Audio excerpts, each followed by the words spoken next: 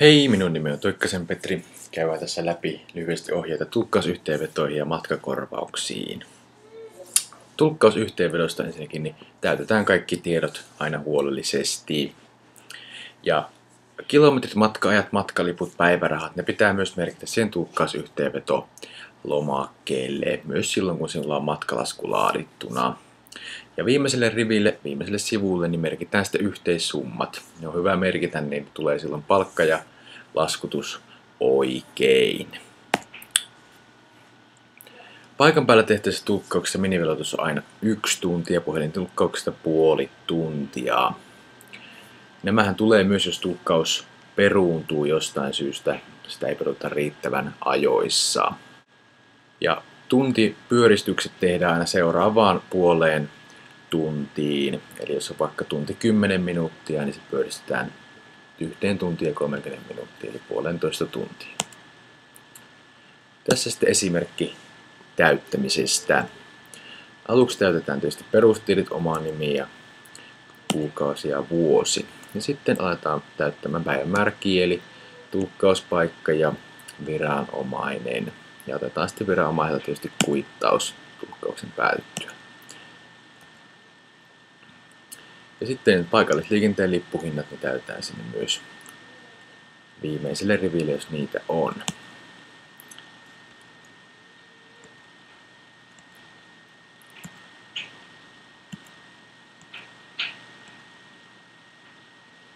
Ja matka-ajat myös tähän tulkkausyhteenveton lomakkeelle, kuten myös kilometrit.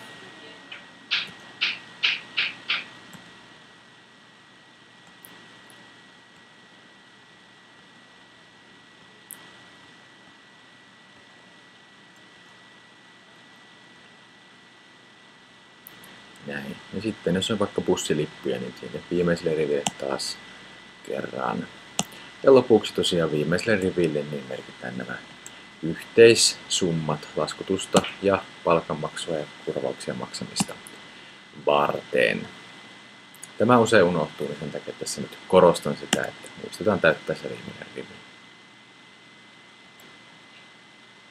Ja jos tulee virheitä, niin yksinkertaisesti merkatkaa vaan yli ja merkatkaa sitten viereen oikea numero.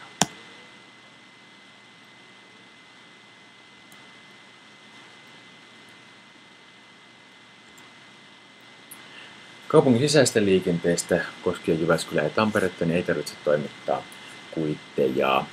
Näistä on lipun hinnat tiedossa. Mutta nämä kuitenkin aina pitää merkitä myös siihen yhteenvetoon, jos tämmöisiä matkoja on tapahtunut. Ja niistä merkitään sitten se arvonlisäveroton hinta. Tuossa ne näkyy alla, mitä ne on. Matkalaskuihin merkitään kaikki matkat, jotka on tehty omalla autolla. Ja sitten jos on tehty julkisella kulkuvälineellä, niin niistä pitää olla myös sitten kuitit. Ja yhtä lailla näissä myös merkitään ne yhteissummat. Ja lyhyesti käydään läpi. Matkalaskun täyttäminen, täyttää oma nimi ja henkilötunnus ensimmäisenä. Sitten matkan päivämäärä ja alkamisajankohta ja päättymisajankohta mahdollisimman tarkasti. Ja omalla autolla tehdyistä matkoista niin on erittäin hyvä, että olisi jopa ihan osoitetasolla se näkyvissä, niin silloin pystytään tarkistamaan, että kilometrit on oikein. Ja jos julkisen kulkuvälinä tehtyjä matkoja, niin samalla tavalla merkitään ne sitten oikeisiin ruutuihin. Ja tänne myös kaikki taas lasketaan sitten yhteen.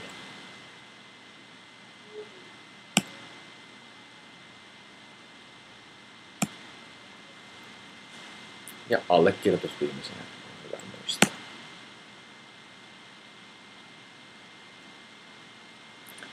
Kilometrikorvauksista verottaja vaatii sen, että ne on eritelty. Eli tämä tarkoittaa se meidän matkalaskulla, että siellä on se osoitteet näkyvissä, pelkkä kaupunki ei ole riittävä tieto.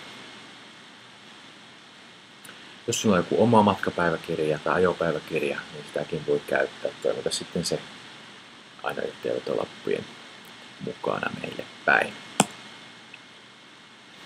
Kilometrikorvauksen saa toki myös muilla kulkuneuvoilla tehdyistä matkoista, esimerkiksi polkupyörällä tai mopolla tai moottoripyörällä tehdyistä matkoista.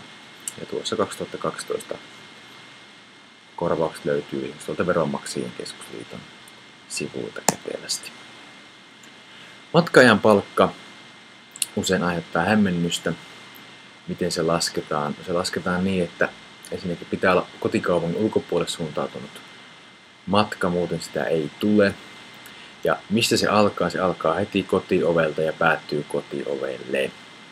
Ja siihen lasketaan kaikki se matkustamiseen käytetty aika. On se sitten istuttu kulkuneuvossa, on sitten odoteltu bussia, on sitten kävelty paikan päälle jne.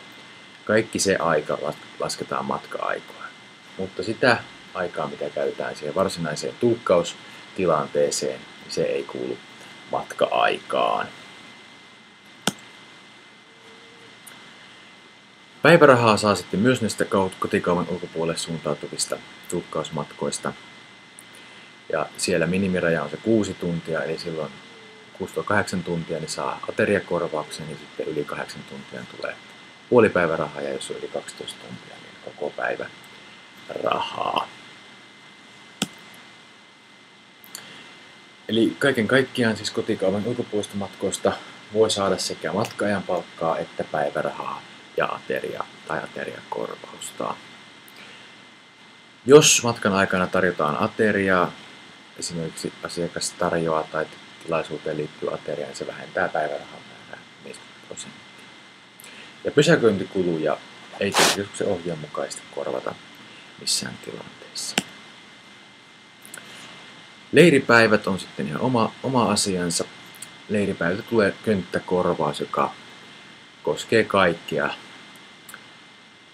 sekä mitään erillisiä korvauksia ei sen lisäksi tulee. Lauantailta ja sunnuntailta leirikorvaus on korotettu, eli lauantailta 50% ja sunnuntailta 100%. Ja yhteenvetoon voi sitten merkitä päivän kohdalle, että leiri, ja se on ihan riittävä tieto leiripäivistä. Käännöksiä tulee silloin tällöin eteen. Niissähän palkka on per sivu sama kuin tulkkauspalkkiokin per tunti.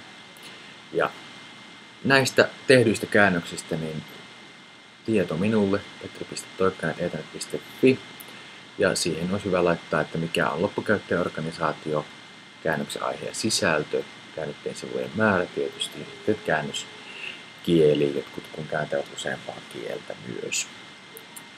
Ja lähetän myös käännös sitten sähköpostilla minulle, niin näihin käännökset tulee varmuuskopio ja tiedetään myös sitten kilpailutuksia varten, että minkälaisia käännöstöitä on tehty. Paperit tänne Ethernet Oy:lle, niin minun kotiosoitteeseen Pohjankato 608B24 500 Tampere. Ja toivomuksena se, että ne lähetään viimeistään 7. päivä meille päin. Ne voi myös toimittaa skannattuna PDF-JPG-muodossa. Minulle sitten sähköpostiin skannattu versio. Ja palkkoja maksetaan 3. päivä 12. päivää. Sen takia juuri niin toivon, että paperit olisi postissa viimeistään 7. päivänä ja ehtii vähän palkanmaksun välille. Ja yleensä palkka maksetaan hyvin nopeasti siitä, kun paperit on toimitettu. Tavanomaisesti 3-5 päivää, niin tulee palkkatili. Siinä kaikki. Jos kysyttävää ja epäselvyyksiä, niin ottakaa minulle päin yhteyttä.